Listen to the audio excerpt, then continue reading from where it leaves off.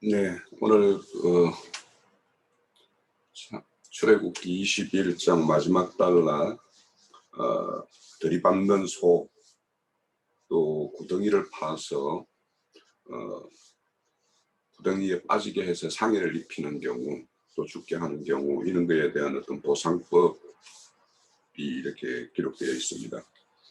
그래서 겉으로 보면 우리가 21장에 다루는 내용들이 모두 어떤 인간들이 살아가면서 무리를 이루었을 때 일어날 수 있는 민사상, 형사상, 뭐 이런 어떤 우리의 어떤 법 체계와 비슷한 내용들을 이렇게 담고 있는 듯 보여요.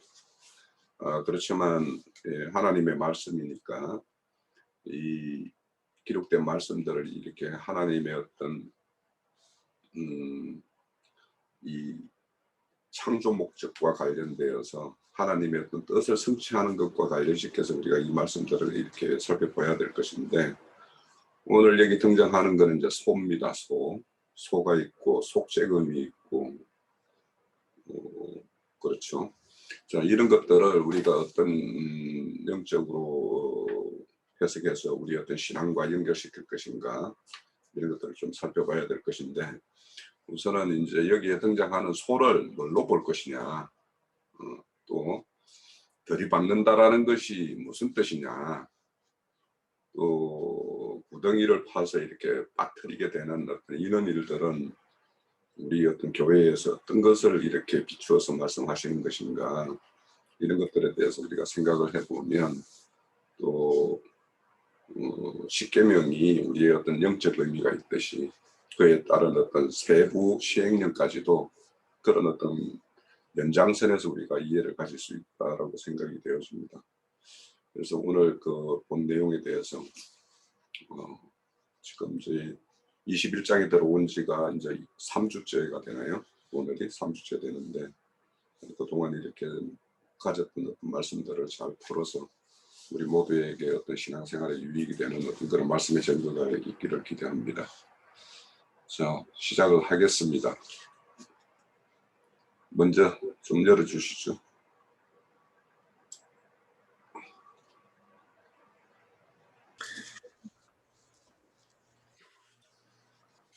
네, 오늘은 제가 먼저 시작하겠습니다.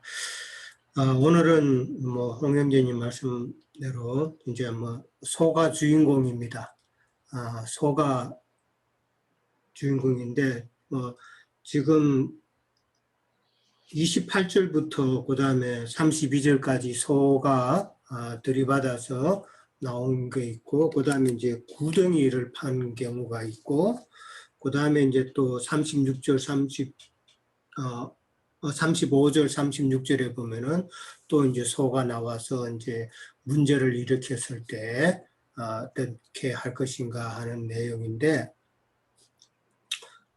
계속 소에 대한 이야기가 나오는데, 그만큼 소라는 것은 그 이스라엘 백성들에게 있어서는 뭐 한국에도 옛날에 그렇고 지금도 그렇지만은 소라는 것은 큰 재산이잖아요. 큰 재산이고 또 큰 일꾼이고, 그런데 마찬가지로 우리가 뭐 신앙생활 하면서 늘 이제 성경을 많이 접할 때도 소는 일꾼으로 그렇게 다 알고 계시잖아요.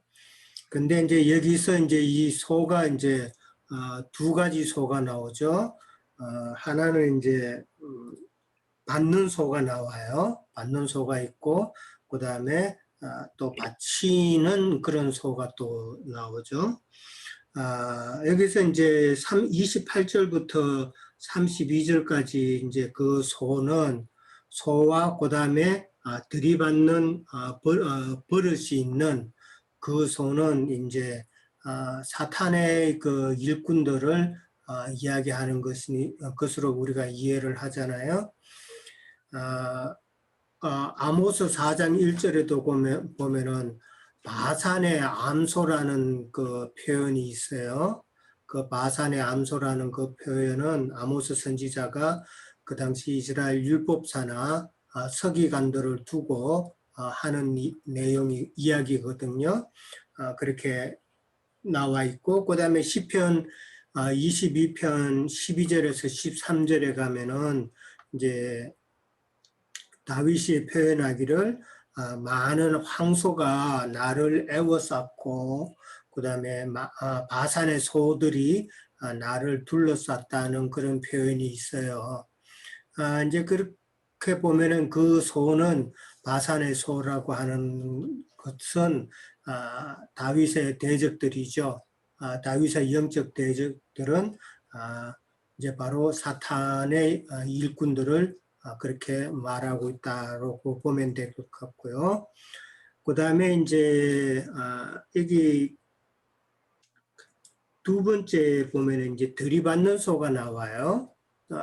소가 들이받은 것은 그 뿔로 받죠. 뿔이 있는 짐승은 뭐 소도 그렇고 뿔이 있는 짐승은 뭐 처음 다 그 뿔을 자기의 무기로 삼고 이제 들이받는 그런 행동을 하는데, 강한 뿔이라는 것은 그들이 가진 그 교리나 율법이나 모든 오늘날로 말하면 이제 신학 사상 이런 것으로 다 들이받는 것이죠. 예. 그 다음에 이제 오늘 보면은 남자와 여자가 나오고, 그 다음에 또 아들과 딸이 또 나오고, 그 다음에 남종과 여종 이렇게 나와요. 예, 그렇게 세 가지로 이제 분류해서 이제 나오는데, 남자나 아들이나 그 다음에 남종은 그리스도를 상징하는 것으로 이해가 되고요. 그 다음에 여자와 딸과 그 다음에 여종은 그리스도의 종된 일꾼들, 그 다음에 그의 제자들을 상징하지 않나라고 이제 그렇게 봅니다. 근데 이제 소가 그렇게 남자나 여자를 받아서 죽였을 때, 소가 죽는 방법이 좀 특이하죠. 뭐 우리 같았으면 그냥 소를 죽이긴 죽여야 되겠고, 그러면 그냥 소를 딱 뭐 죽여서 칼로 찔러서 죽이든지 그렇게 하면은 딱 죽는데, 근데 이 돌로 쳐서 이제 소를 죽인다고 그랬거든요. 근데 우리가 이제 돌로 사람을 이제 성경에 보면은 율법에 죄 지은 자들이 이제 돌에 맞아서 그렇게 죽는 그런 율법이 있잖아요.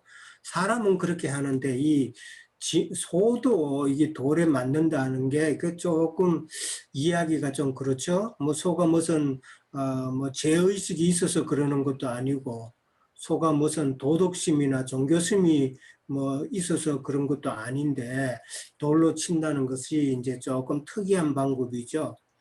근데 이제 이 소가 아까도 말씀드렸다시피 어떤 일꾼들을 대신하는 그런 표현이라고 이제 생각하면은 조금 이해가 될 것 같고요. 그 다음에 이제 소가 돌에 맞는다는 그 표현 가운데서 이제 우리가 생각해 볼 수 있는 거는 창세기 9장 5절에 보면은 제가 잠깐 볼게요. 창세기 9장 5절에 보면은 피값을 물을 때에 내가 반드시 너희의 피, 곧 너희의 생명의 피를 찾으리니 그렇게 나와 있거든요.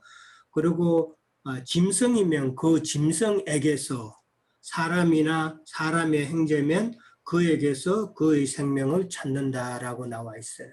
그러니까 어떤 그 생명에 대한 피값은 짐승이라도 반드시 하나님은 책임을 묻는다고 이제 그렇게 나와 있죠. 그러니까 생명의 그 존엄성이라 그럴까요? 중요한 것을 이제 강조하는 그런 의미도 있겠죠. 그 다음에 이제 소가 돌에 맞아 죽는다라는 표현은 짐승도 율법 아래에 있다라는 그런 의미도 되지 않을까, 좀 그렇게 또 생각이 들거든요.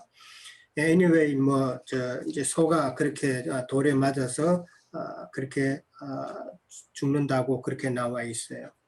근데 이제 그냥 소하고 그다음에 들이받는 소하고 차이가 좀 있죠. 그냥 소가 이제 남자나 여자를 받아서 죽이면은 이제 소만 죽이죠. 소만 죽이고 그다음에 주인은 아무런 어떤 책임을 추궁하지 않아요. 이미 소가 죽은 것으로도 주인은 재산상의 손해를 많이 봤죠. 그러니까 더 이상 주인한테 책임을 묻지는 않는데, 근데 들이받는 소가 있잖아요. 들이받는 소가 있는데 그 소가 이제 어떤 사람을 죽였을 때는 그때는 소도 죽이고 주인도 죽인다 그랬거든요. 예. 근데 사실은 주인의 책임을 묻는 것이잖아요. 들이받는 그 경향이 있는데 그 소를 잘 단속하지 못한 주인의 그 책임이 크다는 것이죠. 이제 주인도 죽이는데 다만 이제 그 속죄금을 내게 될 경우에 속죄금을 부과하게 되면은 그 속죄금을 내는데 그것은 이제 은 30세겔로 그렇게 정해서 낸다라는 그 차이가 있는 것이죠. 그러니까 들이받는 소가 이제 유대교 지도자들이잖아요. anyway, 들이받는다는 것은 다 종교 지도자들이고 유대교 지도자들이고 율법사나 서기관들이고 바리새인들인데 그렇게 이제 그 차이가 있어요.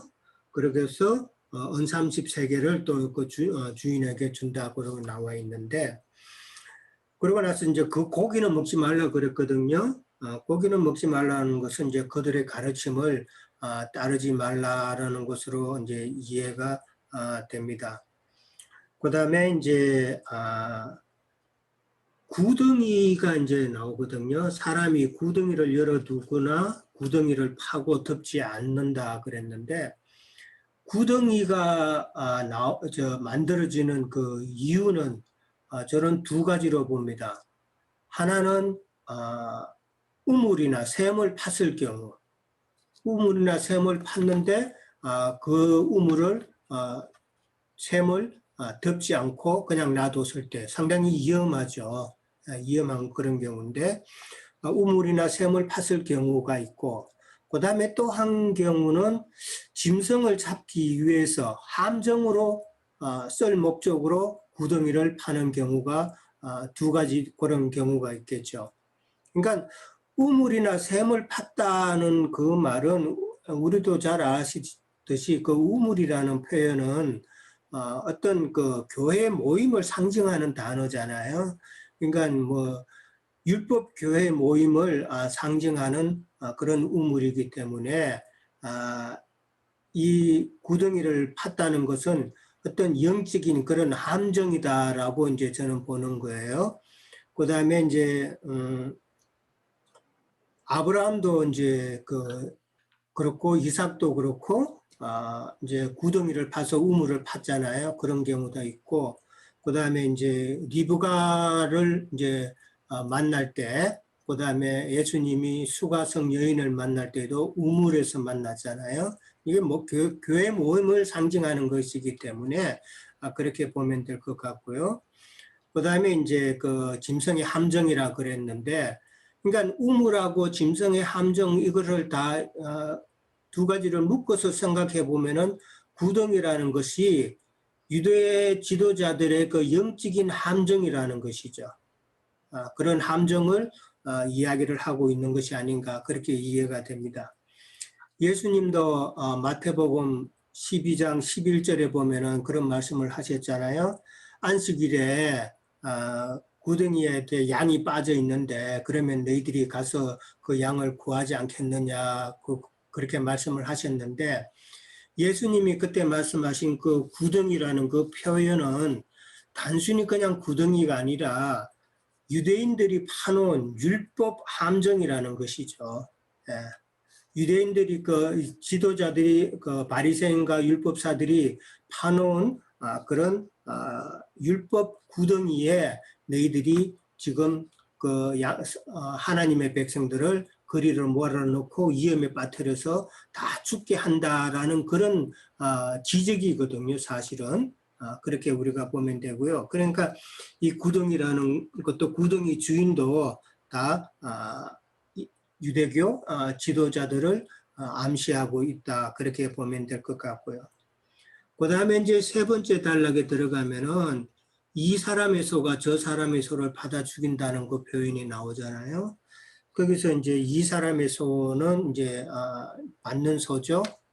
먼저 받아서 죽이는 소인데 이제 유대교 지도자들이고, 그 다음에 저 사람의 소는 이제 받침을 받아서 죽은 자들인데, 뭐 예수님의 일꾼들 그렇게 이제 우리가 보잖아요. 근데 오늘 그 내용 28절부터 36절까지 보면은 다 공통점이 있어요. 같은 맥락이에요. 첫 번째는 소로 인해서 사람이 죽는 것이죠. 그러니까 예수님과 그 제자들이죠. 그러니까 그 다음에 소가 사람을 죽이는 거, 그 다음에 구덩이가 소와 나귀를 죽인다 그랬거든요. 그 다음에 또 소가 소를 죽이는 그런 행식이잖아요. 그러니까 한쪽에 소와 구덩이와 소는 유대 지도자들이고 율법사고 서기관 바리새인들이고, 그 다음에 이쪽에 피해를 본 이쪽에 사람과 소와 나귀와 소는 그 예수님과 그의 제자들과 하나님의 일꾼들로 이제 나누어져서 이제 같은 이야기를 반복적으로 하고 있는 것으로 이제 그렇게 이해를 하면 될 것 같고요. 그러니까 즉 이것은 이제 율법과 유대교 지도자들에 의해서 예수님과 제자들과 일꾼들이 순교당하는 것을 암시하고 있는 그런 내용이라는 것이죠. 그러니까 하나님은 이 말씀을 통해서 율법과 규례를 통해서 이스라엘 백성들의 그 규례만 말씀하시는 것이 아니라 하나님의 구속사를 지금 숨겨놓고 그것을 암시적으로 지금 규례에서 말씀하고 계신다는 것을 우리는 봐야 되는 것이죠. 네, 그렇게 이해를 하면 될 것 같고요. 그 다음에 이제 그 오늘 내용 가운데서 이제 조금 우리가 볼 것은 반복적으로 나오는 표현은 보상하고 갚는다는 표현이 있어요. 보상하고 갚는다는 표현은 물론 그 사람의 사는 생활 가운데서 어떤 피해를 봤으면 보상을 해야 되는 건 당연한데, 이제 보상하고 갚는다는 이 표현은 하나님께서는 반드시 책임을 추궁하신다는 것을 이야기할 수 있는 것 같고요. 그 다음에 죽은 것은 이게 산 것은 또 팔아서 이제 나누고 그렇게 하는데, 죽은 것은 그 주인이 갖는다라고 이제 그렇게 돼 있어. 오늘 36절에도 보면은 34절에도 돼 있고 36절에도 보면은 죽은 것은 그 주인이 차지한다라고 표현되어 있고 36절에도 죽은 것은 그가 차지한다. 그 주인이 차지한다. 그렇게 나와 있어요. 이 말이 반복적으로 이렇게 나오는데 이 말을 좀 생각해 봤어요. 이게 죽은 것은 그 주인은 이제 마귀잖아요. 마귀가 갖는다라는 것이죠. 그러니까 예수님은 죽은 자를 살려서 예수님 자신의 것으로 취하시지만은 유대 지도자들은, 즉 마귀는 산 자를 죽여가지고 그 죽은 자들을 자기들이 취한다는 그런 의미로 또 볼 수도 있잖아요. 그렇게 이제 볼 수도 있고, 이제 또 다른 또 면에서 보면은 영혼이 죽은 자들은, 그러니까 영적으로 살지 못하고 죽은 자들은 다 마귀의 밥이 될 수밖에 없다라는 그런 의미도 우리가 좀 생각해 볼 수 있지 않나 그렇게 생각합니다. 네, 여기까지입니다. 네, 형제들 수고하셨습니다. 또 우리 이어주실 형제자매님 계신가요?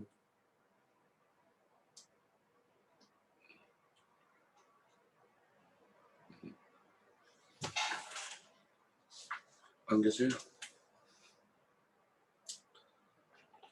그럼 제가 좀 대략은 앞서서 우리 유영재님께서 여러 가지로 수상히 말씀을 주셨는데, 우선 우리 이 성경에서 등장하는 소는 우리 그 충성된 어떤 종을 상징할 때가 이제 많이 등장을 하죠. 그래서 우리가 복음서도 사복음서를 이야기할 때 마가복음을 송아지복음이라고 이야기하고 이렇게 한 것처럼, 그래서 소라는 거는 기본적으로 우리가 레위기에 보면 정한 짐승으로 분류가 돼 있어요. 색임질을 하기 때문에 반추록무로 이렇게, 그리고 발이 이제 굽이 갈려져 있기 때문에. 그런데 이제 그 앞서서 우리가 20장에 보면 이웃 집의 것을 탐할 때 보면, 거기 보면은 이웃 20장 17절이네요. 보면 이웃집을 탐내지 말라. 내 이웃의 아내나 그의 남종이나 그의 여종이나 그의 소나 그의 낙이나 내 이웃의 소유를 탐하지 말라, 이렇게 이야기하는 걸로 보면, 이제 그냥 이렇게 물리적인, 그러니까 그런 어떤 재산상으로 볼 때도 각 가정에 소는 최소한의 어떤 그 생활을 영위할 수 있는 최소한의 어떤 한계로 이렇게 정해질 때 표현으로 등장을 해요. 그 욥기 24장 3절에 보면 고아의 나귀와 가부의 소, 이렇게 말을 해요. 그런 것처럼 이 소라는 것은 우리 어떤 그런 생활과 뗄래야 뗄 수 없는 어떤 그런 의미를 가지고 있죠.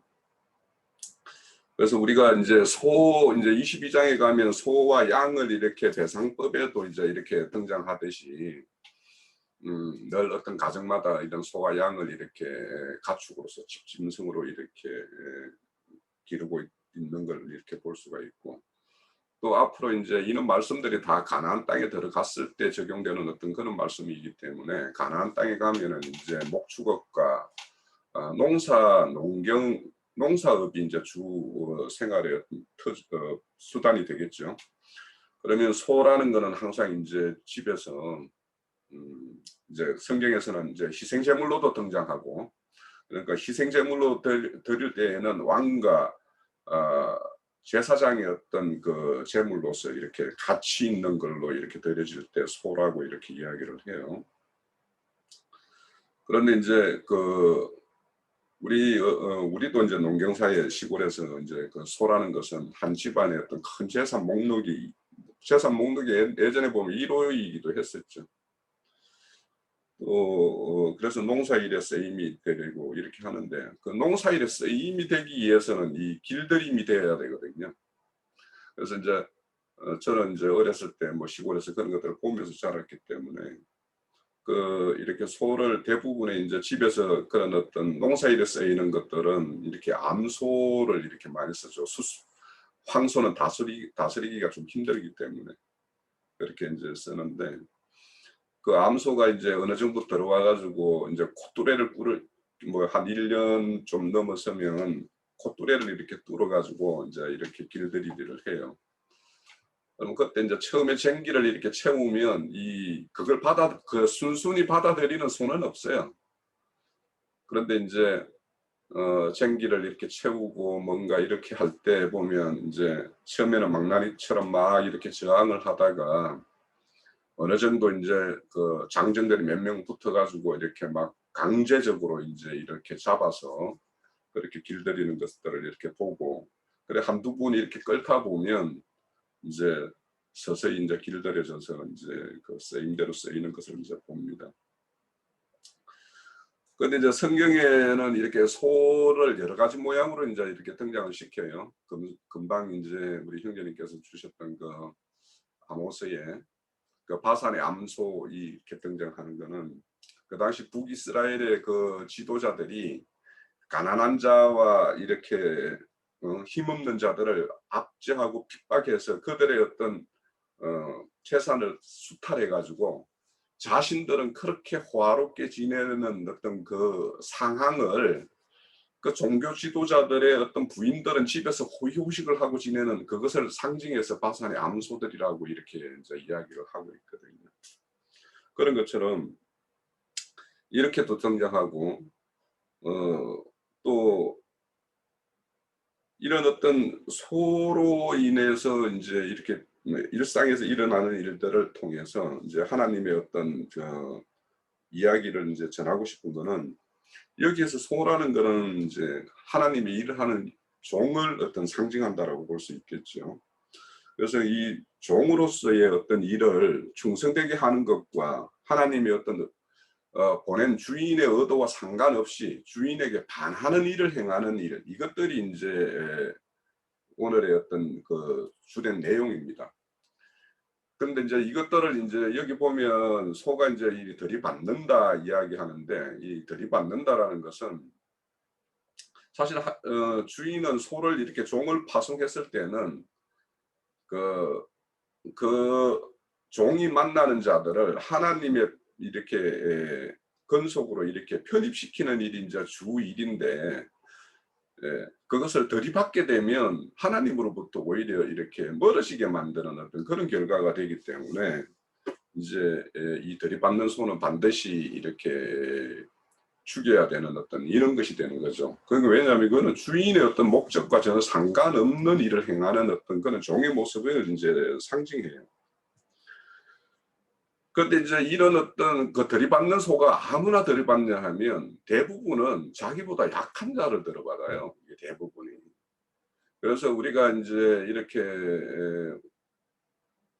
복음을 가지고 나갈 때 우리보다 약한 자들이라고 판단되면 이제 사실은 그 자들에 대해서 우리가 이제 잘 이렇게 케어를 해야 되는 어떤 그런 어떤 상황인데, 과거에 이제 우리가 그 어떤 성경의 어떤 뭐 지식이 조금 이렇게 있을 때는 막 이게 어딘가에 가면 그냥 내 알고 있는 걸 가지고 상대를 이렇게 막 그렇게 제압하고 그 상대를 이렇게 꺾으려고 하는 어떤 이런 걸 생각으로 우리는 늘 그렇게 대했던 부분이 있었어요. 저 역시 그런 부분이 있었고, 그래서 결국에는 그런 것들이 결국엔 들이받는 거죠. 그래 들이받아서 아이고 그 막말로 더러워서 진짜 하나님 못 믿겠네라고 하면서 떠나가는 사람이 있을 거 아닙니까? 그 사람들이 결국에는 들이받아서 죽는 거예요. 그래서 우리가 이제 이렇게 하나님의 어떤 파송받은 자로서의 어떤 임무라는 거는 늘 그 주인의 마음이 어떤 것인가를 헤아리지 못하면 그렇게 이제 주인과 상관없이 내 뜻과 내 어떤 그 소견대로 이렇게 행함으로 인해 가지고 오히려 주인의 어떤 의도를 이렇게 반하는 결과를 이렇게 초래하는 거, 이것을 이제 들이받는 걸로 이제 이렇게 상징하고 있다고 보여져요. 이 들이받는 이유는 뭐겠어요? 자기하고 안 맞다라는 거죠. 잘 안 맞다라는 거고. 이 들이받는 것도 소도 보면 들이받을 때 큰 장정이 이렇게 앞에서 끌면 들이받지를 못해요. 그런데 대부분 약한 여자나 작은 아이들이 이렇게 소를 끌라고 이렇게 콧줄에 이렇게 줄을 이렇게 당기고 이렇사면은 그냥 이렇게 들어받는 것이 있죠. 그래서 우리가 이런 어떤 것들, 이런 것들을 범할 수도 있고 범하기도 쉽기도 한 내용이기도 해요. 근데 이제 상대가 또 이제 뭐 이렇게 볼 때 참, 되게 이제 사람을 만나면, 이게 마수다. 나보다 상수다. 하수다. 이것까지도 판단이 안 되면 상대하고 이렇게 더 이렇게 진행되기 어렵죠. 그러면 상수면은 배워야 될 것이고, 맞수면은 서로 이렇게 교제를 통해서 서로 유익을 끼치도록 해야 될 것이고, 만약에 하수라면은 이거는 진짜 잘 다스려 줘야 되는데, 그래서 이제 이런 어떤 상황에 따라서 이렇게 어떻게 해야 되는 것이 그 주인의 뜻을 따르는 것인가, 이런 것들에 대해서 우리가 잘 생각해 볼 필요가 있다라는 생각이 듭니다.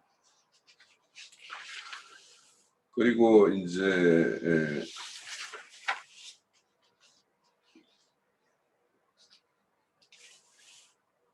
그 참 주인 그리스도 예수의 마음, 그 마음과 굳어지고 높아진 마음의 어떤 사람의 마음, 이것들이 이제 잘 대비되는 것이 이제 그 에스겔, 제가 요즘에 이제 에스겔 선지서를 좀 이렇게 듣고 있고 보고 있는데, 거기에 보면 사실은 그 두 마음의 어떤 충돌이 일어나요. 하나님의 어떤 마음. 그래서 이제는 그 바벨론은 남유다를 포로로 잡아갈 때 선지자가 등용되는 선지자가 4명입니다. 에레미야 선지자가 있고 에스겔 선지자가 있고 다니엘 선지자가 있고 하박국 선지자가 있어요.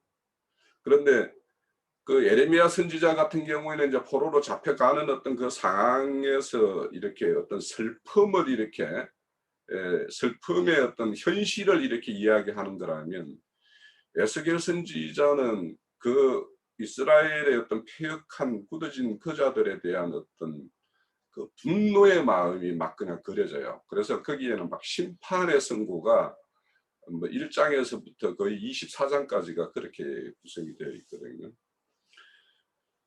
그것처럼 우리가 이렇게 선지자도 이제 하나님의 보냄을 받은 종인데, 그와 같이 오늘의 우리의 어떤 소라고 상징된 하나님의 보냄을 받은 어떤 종의 입장에서 하나님의 마음속에 있는 것이 어떤 것인가를 헤아리지 않고 우리가 임의로 행하는 것이 과거에 우리가 많았어요.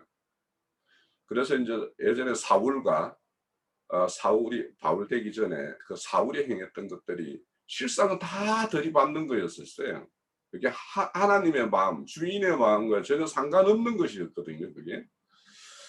그런데 이제 그런 것들을 이렇게 깨달았을 때, 이제 사울이 바울이 될 때, 그 사울이 행했던 그 속죄금이 주님이 이 땅에 오셔서 원 30에 팔려서 이렇게 치룬 그 돈으로 이렇게 속죄금이 지불되어서 이제 사울이 이제 실질적으로 바울의 일을 이제 행하는 어떤 그런 일을 행합니다. 이처럼 우리가 그 어떤 우리 스스로가 과거에 어떻게 행했던 하나님의 어떤 종이었는지 이런 것들을 좀 이렇게 살펴보면서 앞으로 우리가 주인의 어떤 뜻에 따라서 살리는 일로 이렇게 행하는 어떤 이런 종이 되기 위해서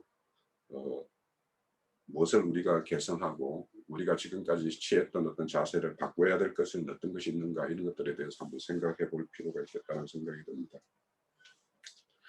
그리고 이제 사람이 판 구덩이에 이제 빠져서 죽는다라는 거, 앞서서 이제 그 구덩이에 대해서는 이렇게 두 가지 목적이 있습니다. 선한 목적으로 이렇게 물을 길러내거나 들짐승을 이렇게 잡아서 집짐승을 보호하기 위한 어떤 이런 장치를 하기 위한 어떤 선의의 목적으로 하는 게 있는가 하면, 뭐 집짐승, 들짐승이든 구분하지 않고 구덩이에 빠진 거를 그냥 자기 걸로 취하기 위해서 이렇게 구덩이를 파는 것이 있겠죠. 그래서 선의의 어떤 목적의 구덩이가 있을 수가 있고 악의에 의한 목적의 구덩이 있는데, 이제 우리가 모두가 하나님의 일을 하는 사람들은 다 선의의 구덩이, 그래서 우리에 있는 양무리를 보호하기 위해서 이렇게 구덩이를 파고 뭐 그렇게 한다라고 생각은 하겠지만, 이것을 잘 관리하지 못하면, 덮을 때 덮고 열어놓을 때 열어놓는 이런 것들을 관리하지 못하게 되면 사실은 의도하는 것과 상관없이 내가 보호하는 내 집짐승이 이렇게 빠져서 오히려 그걸로부터 상해를 입거나 죽게 되는 이런 일이 일어날 수 있다는 거죠. 그래서 우리의 어떤 구덩이를 관리해야 되는, 그래서 실질적으로는 뭐냐면 이 구덩이라는 거는 우리 옛사람은 반드시 죽어야 돼요. 옛사람은 죽기 위해서는 그 사람을 포획하는 어떤 구덩이가 또 있겠죠. 그렇지만 거기에 구덩이에 빠진 자는 거기에서 죽은 자로 상징된다라면 또 그 자를 그 구덩이에서 끌어올려야 돼요. 그래서 이제 성경에서는 구덩이를 말할 때 보통 보면 실패, 죽음, 뭐 사망, 엄부 이런 걸 상징할 때도 이제 이 구덩이라고 이렇게 말을 하는 것을 우리가 볼 수가 있습니다. 그래서 이제 그런 어떤 우리가 옛사람을 어떤 거반 죽여야지, 완전히 죽여버리면 그 사람이 이제 하나님을 떠나버린단 말이에요. 우리 주님이 그 사마리아 길을 행하다가 그 강도 맞은 자를 이렇게 구하는 것도 그 사람이 거반 죽었기 때문에 사마리아 부정한 사람들이 와서 막 이렇게 자신을 돌보려고 할 때 막 손을 만지고 하는 것도 어쩔 수 없이 받아들일 수밖에 없는 상황이 됐으니까 받아들이는 것이지, 그 사람이 조금만 이렇게 육신을 거동을 할 수 있고 뭐 정신이 말짱한 상황이면 부정한 자가 왜 내 몸에 손을 대 막 이렇게 해가지고 아마 그걸 받아들이지 않았을 거예요. 그래서 이제 이런 것들과 관련해 가지고도 우리가 좀 생각해 볼 필요가 있겠다라는 생각이 듭니다. 그래서 이제 저는 이제 이런 생각이 좀 들었어요. 한편으로는 구덩이를 열어두거나 구덩이를 팠다라면 그것을 이제 판 사람이 잘 관리하고 케어해야 된다. 그래서 그러니까 그 목적에 맞게끔 이제 이렇게 활동을 해야 된다. 이런 것이 이제 표현하는데, 저는 이걸 보면서 그 제사장들이 성전 안에서 입는 옷이 있죠. 그래서 제사를 이렇게 집행할 때 입는 옷을 성전 밖으로 나갈 때는 그 옷을 반드시 벗고 평상복으로 자기가 갈아입고 나가서 이렇게 행해야 되잖아요. 그래서 이것과 이제 연결시킨다라면 우리가 항상 어디 가서 이렇게 성전 안에, 건물 성전 안에서 행했던 어떤 종교적 율법적 행위 같은 이런 걸 가지고 밖에 나가서 일반 자신이 만나는 사람들에 대해서 복음을 그런 자세로 복음을 전가하는 것이 맞는가? 아니면 일상의 사람이면 일상의 그 사람의 어떤 수준과 함께 이렇게 맞춰가면서 그 사람을 이렇게 구덩이에 끌어올리는 일을 내가 그 사람과 동일한 입장, 그런 입장에서 그 사람과 함께 이렇게 해야지 그 사람을 이렇게 구덩이에서 끌어올릴 수 있는가? 이거를 한번 생각해 볼 필요가 있겠다라는 생각이 들었어요. 그래서 바울 사도 같은 경우에는 나는 유대인은 유대인에게, 뭐 이방인은 이방인에게, 율법 없는 자에게는 율법 없는 것으로, 있는 자에게는 있는 것으로 그렇게 이렇게 행한다라는 것이 바로 여기에서 구덩이를 이렇게 파고 그것도 이런 목적이 다하면 덮고 뚜껑을 덮고 하는 일과 이렇게 좀 관련이 있는 거 아닌가 이런 생각이 좀 들었어요. 이 말씀을 볼 때. 그리고 이제 소가 들이받는 거에 대해서는 뭐 앞서서 말씀을 드렸고, 저는 이제 여기 마지막 구절에 보면 소가 이제 죽은 것을 자기가 취한다라고 이야기해요. 그러니까 소 받아서 죽였을 때 소는 소로 갖고 죽은 것은 자기로 취한다. 이 말씀을 보면서 딱 들은 성경 구절은 북이스라엘의 여로보암이 그 북의 당과 베델에 그 금송아지 상을 이렇게 세워놓고 이제 남유다 예루살렘으로 내려가는 삼절기 때 내려가는 그들을 막기 위해서 그렇게 제단을 만들잖아요.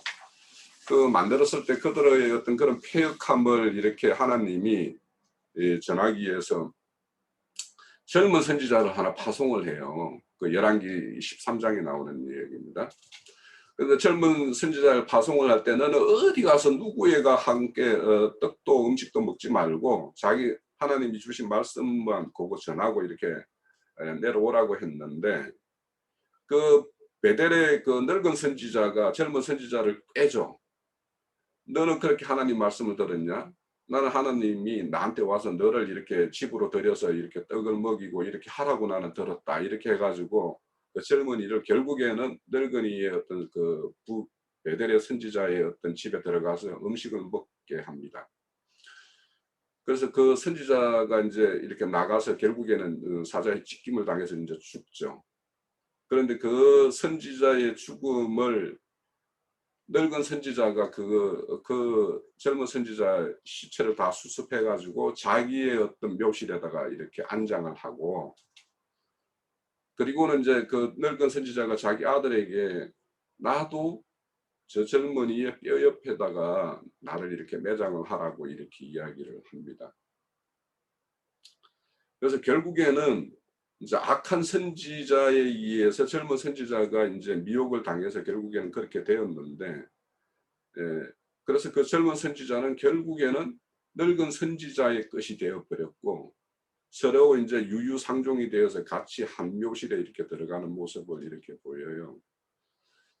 그래서 이제 살아있는 선지자를 결국에는 죽여서 자기 걸로 취하는 이런 어떤 모습이 이 36절을 보면서 이제 오버랩이 됐어요. 이것을 보면서 이제 우리가 산자를 우리가 죽은 자를 살리는 어떤 목적의 일을 이제 행해야 될 우리 입장에서 오히려 죽이는 일과 또 자신도 죽는 일, 죽을 수밖에 없는 일, 이런 일을 행하는 불의한 어떤 그런 종으로서의 행할 수밖에 없는 어떤 그런 일들에 대해서 우리가 명확하게 좀 이렇게 인식하고 그렇게 해서 이 소를 맡은 인자의 어떤 책임과 인자에 의해서 보냄을 받은 어떤 종의 입장에서의 어떤 행할바 이런 것들을 좀 생각해 보면 좋겠다라는 생각이 들었습니다.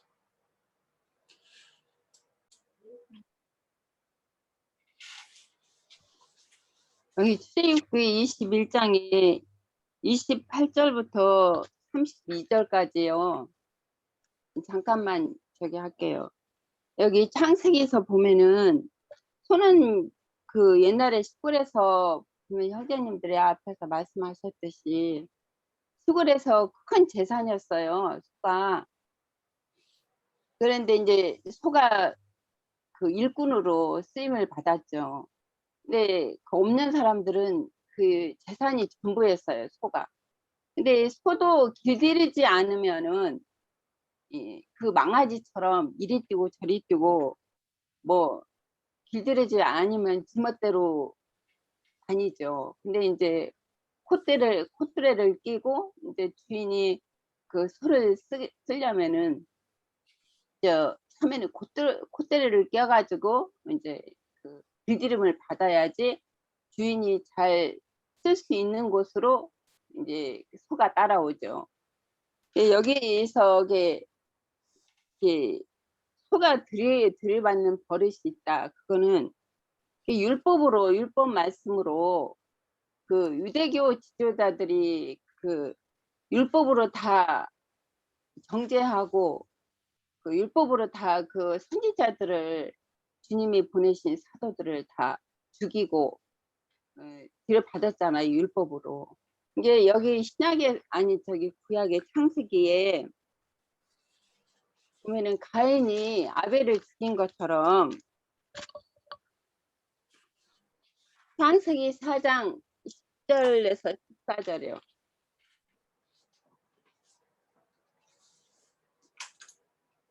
이르시되 내가 무엇을 하였느냐 내 아우의 핏소리가 땅에서부터 내게 호소하느니라. 땅이 그 입을 벌려 내 손에서부터 내 아우의 피를 받았은즉 내가 땅에서 저주를 받으리니 내가 밭을 갈아도 땅이 다시는 그 효력을 내게 주지 아니할 것이요 너는 땅에서 피하며 유리하는 자가 되리라. 가인이 여호와께 아뢰되 내 재벌이 지기가 너무 무거우니이다. 주께서 오늘 이 지면에서 나를 쫓아내시온즉 내가 주의 낯을 배우지 못하리니 내가 땅에서 피하며 위리하는 자가 될지라. 그렇게 말씀하셨고 이게 민수기에서 보면은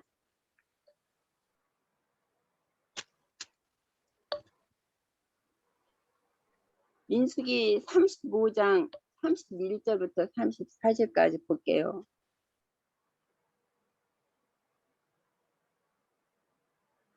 고의로 살인한 죄를 범한 살인자는 생명을 숙종으로 받지 말고 반드시 죽을 것이며 또 도피성에 피한 자는 대제사장이 죽기까지 전에는 속전을 받고 그의 땅으로 돌아가 거주하게 하지 말 것이라. 너희는 너희가 거주하는 땅을 더럽히지 말라. 피는 땅을 더럽히나니 그 피 흘림은 받는 땅은 그 피를 흘리게 한 자의 피가 아니면 속함을 받을 수 없느니라. 너희는 너희가 거주하는 땅 곧 내가 거주하는 땅을 더럽히지 말라. 나 여호와는 이스라엘 자손 중에 있느니라. 신약에서도 그 마태복음에 보면은 가룟 유다가 은 30세겔로 예수를 팔았잖아요. 그런 것처럼 그 율법으로 그 대제사장과 서기관 바리새인들은 율법으로 치는 것이죠.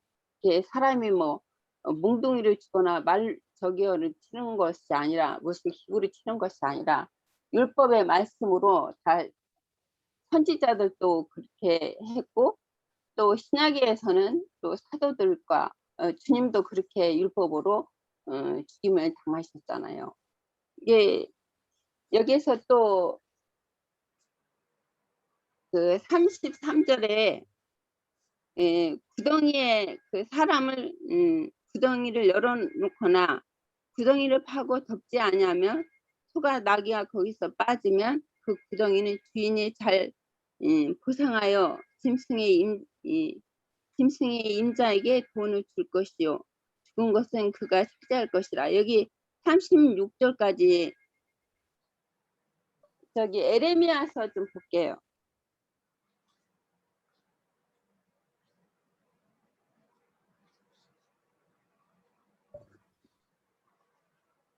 에레미야서 18장 18절부터요. 몇 절만 볼게요. 그들이 말하기를 오라 우리가 꾀를 내어 에레미야를 치자.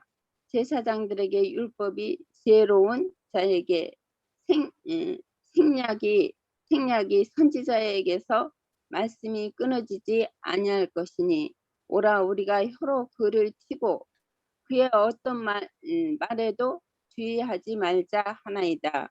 여호와여 나를 돌아보사 나와 더불어 다투는 그들을 목소리를 들어보소서.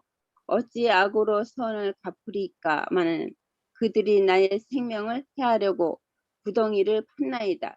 내가 주의 분노를 그들에게서 들키려 하고 주의 앞에서 서서 그들을 위하여 유익한 말을 한 것을 기억하소서.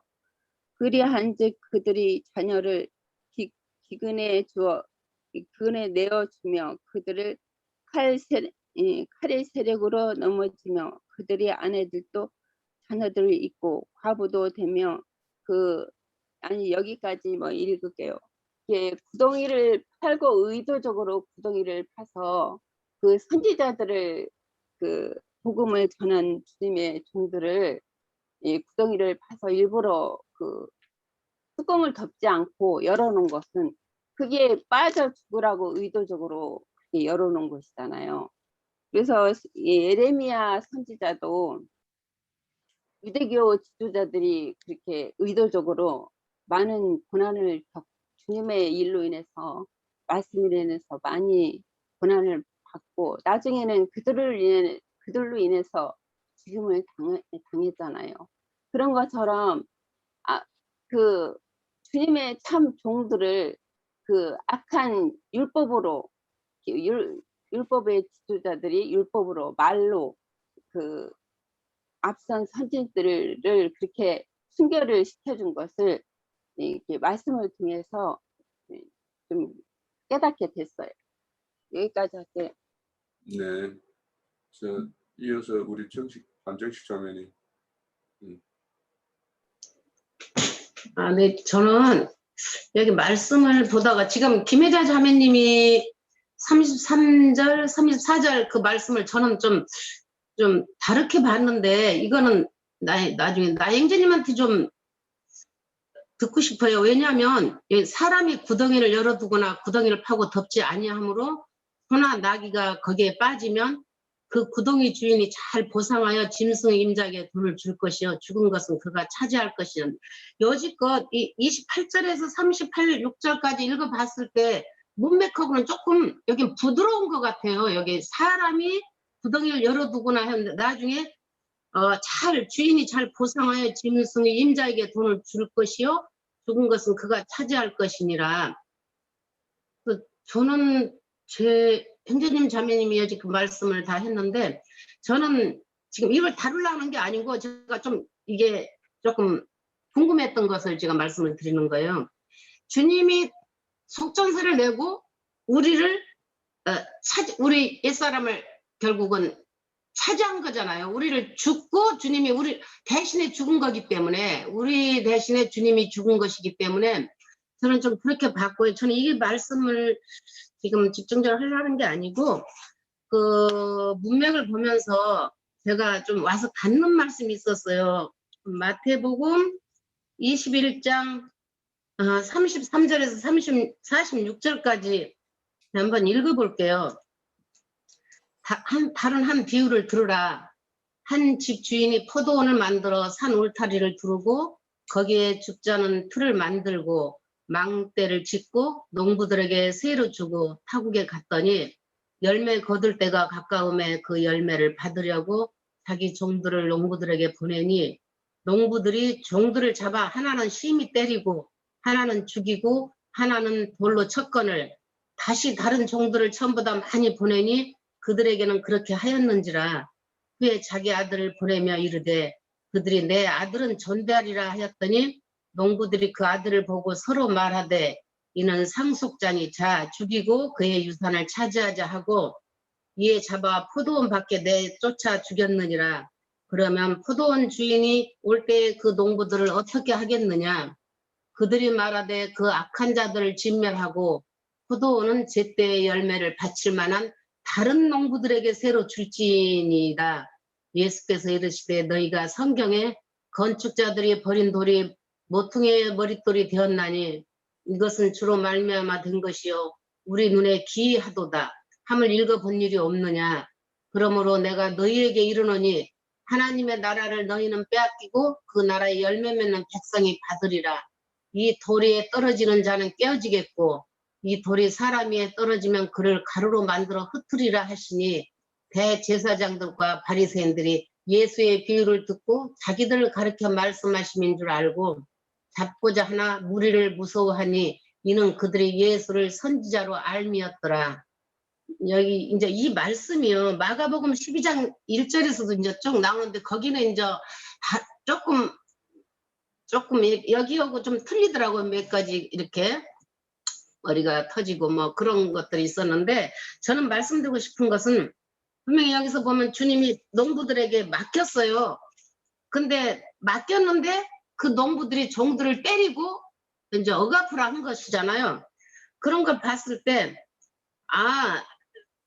분명히 주님은 이게 이 농부들한테 이제 농부도 두 농부잖아요. 주님도 농부고 이 악한 자들도 일하는 게 농부인데 이 처음에 맡겨봤더니 아주 형편없이 그렇게 자기 마음대로 막 그냥 자기 잣대로 흔들어가지고 그것을 했을 때 저는 거기 가서 조금 마음이 많이 했었어요. 왜냐하면 이 우리 선진들이 앞서서 가서 복음을 전하고 가서 말씀을 나팔을 부르면 지금도 이제 선진들도 그렇게 해서 다 돌아가셨잖아요. 근데 이제 우리들도 어디 가서 복음을 전할 때는 대접을 못 받아요.